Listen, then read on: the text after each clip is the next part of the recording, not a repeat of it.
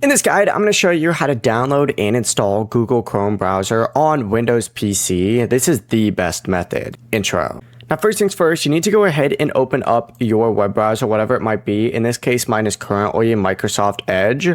And once Edge or whatever your browser opens up, go ahead and just search for download Google Chrome.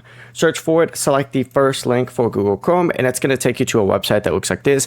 Go ahead and select download Chrome. It's going to download the installer, open it, and allow Chrome to install on your computer. And once it finishes, Chrome will now be installed, and you can go ahead and open it up. I actually already have it open as well.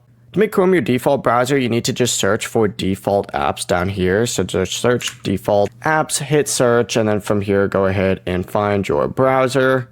It'll probably say Edge for you right here. Select this, and then of course you can go ahead and make it as your default just by selecting set default. Before you do leave, make sure to like the video and subscribe to the channel with all notifications on. It really does help with the channel, and it lets us know that you want more content like this. We'd greatly appreciate it. And if at any point throughout this guide you did have any questions, just ask them down in the comment section below and we can help you out further. I'm going to be doing my best to reply to every single comment down there. Peace.